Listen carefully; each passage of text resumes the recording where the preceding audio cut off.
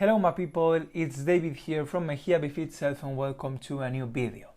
In today's video we're gonna talk about the topic there are no bad teams but bad leaders. This is taken from this book Extreme Ownership, and they devote only one chapter into this idea. And this book is written by two former SEALs, so they give in the first half of each chapter military examples, and then in the second half they try to apply it to business.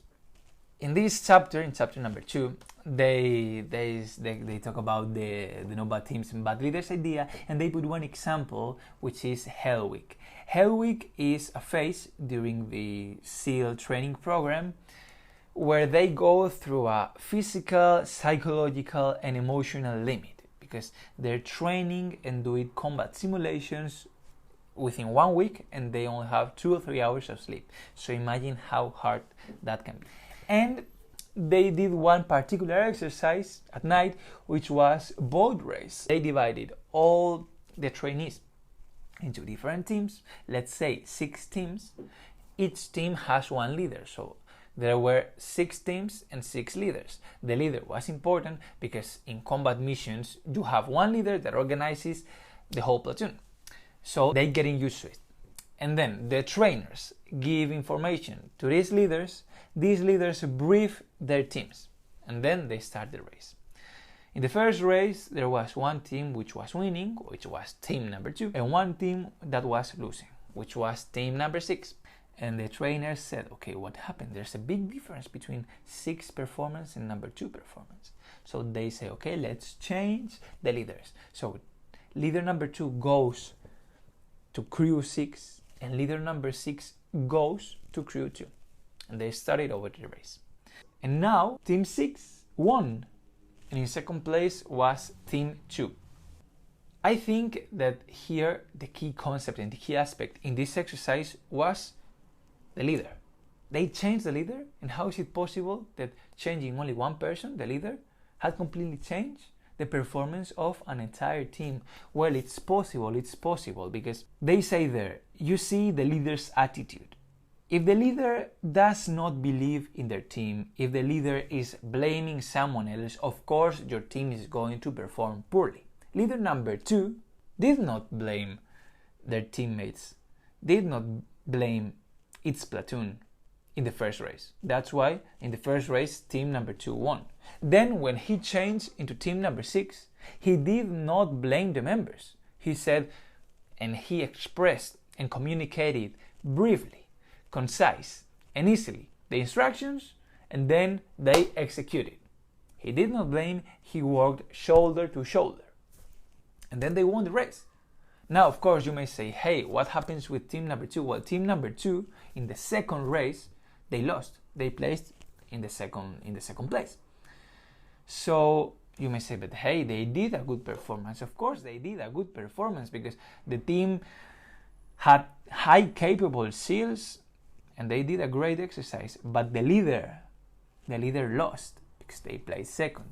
He did not communicate the orders correctly. And he started to blame everyone like, hey, we don't want, you should have done this, you should. That's not the action, that's not the path to take when you're losing, when you are a leader. Well, take ownership of that thing, of that mistake as a leader, because I think it's your fault. Because you are the one who explained them the instructions. So if they didn't understand the instructions, maybe it's your fault. Because you do not communicate well. So you may say, but David, this is for military. This is not for business. Because in business, you don't have platoons. You don't have like leaders in this chain of command. Well, yes and no. I like maybe the head of the group, because if you have a company, you're the head of the group and you work with people.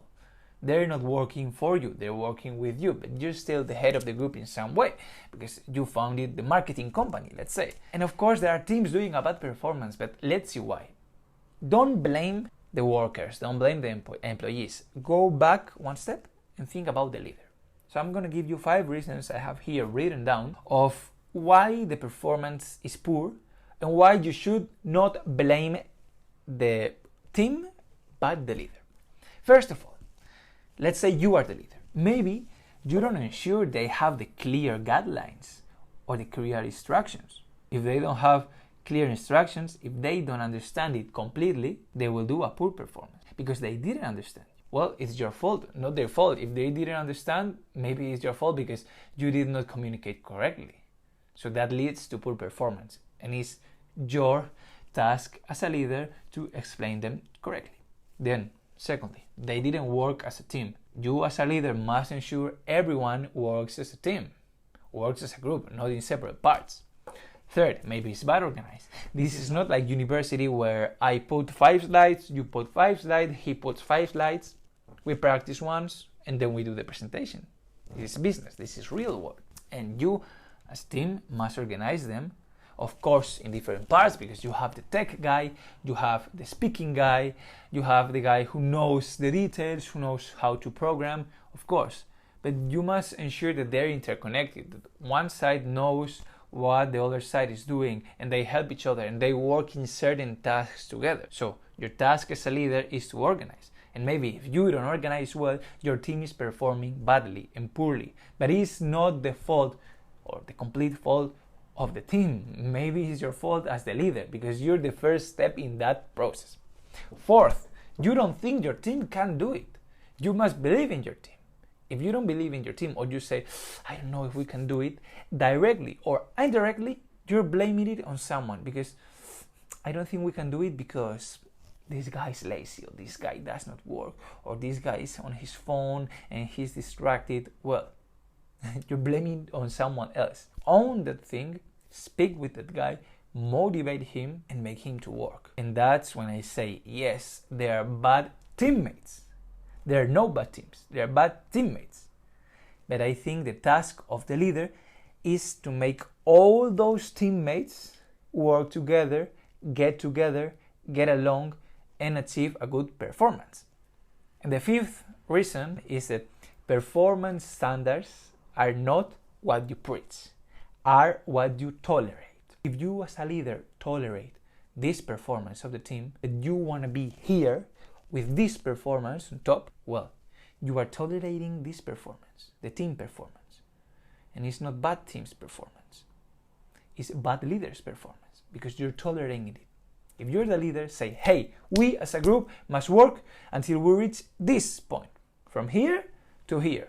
Then it's your task as a leader to make everyone work, to motivate them, to get them implied in the project.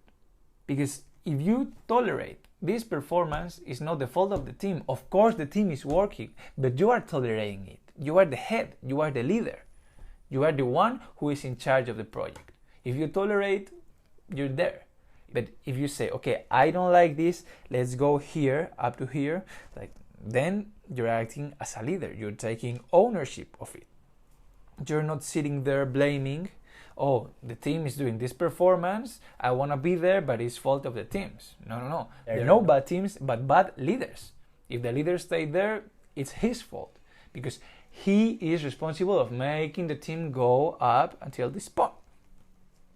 And finally, I think, and I told you that if substandard performance is accepted and no one is held accountable, well, if there are no consequences, the poor performance, this performance, will be the standard. And we don't want the standard. We want to be here. So it's the task of the leader, it's the responsibility of the leader. That's why they say in this book. So to summarize everything, I think that you must give clear instructions, you must work as a team, you must set the tone of your work, you must set the tone of your office, you must ensure the team is working together, and you don't have to blame anyone but yourself as a leader because you are responsible of getting here into the high performance. And this is what they're explaining in this book. Let me know what you think. I know this is complex. If you have doubts, let me know. I'll be glad to let you know in order for you to understand it better. Have a nice weekend. Take care and see you next week. Ciao.